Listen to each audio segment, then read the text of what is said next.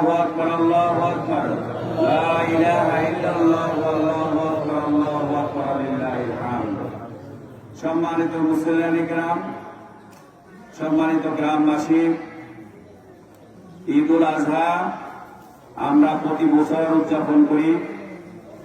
ঈদুল আজহার সালাত আদায় করি, আমরা কোরবানি দিই এবং প্রতি বছরে বছর ঘুরে আমাদের মাঝে এটি উপস্থিত হয়ে থাকে।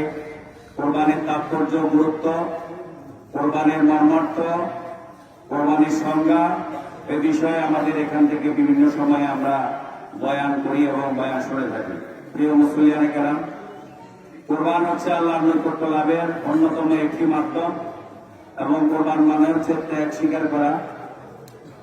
আপনারা জানেন হযরত ইব্রাহিম আলাইহিস সালাম আমাদের জাতির পিতা, মুসলিম মিল্লাতের বাবা হচ্ছেন আমাদের হযরত ইব্রাহিম আলাইহিস সালাম। আপনারা জানেন তিনজনকেই মূলত আপনি শরীয়ত সম্মতভাবে বাবা রাখতে পারেন। একজন হলেন আমাদের হযরত আদম আলাইহিস সালাম আমাদের বাবা, হযরত ইব্রাহিম আলাইহিস সালাম আমাদের বাবা, আর জন্মদাতা আমাদের বাবা। এর বাইরে আর কোনো বাবা বা পিতা জন্মদাতা নেই।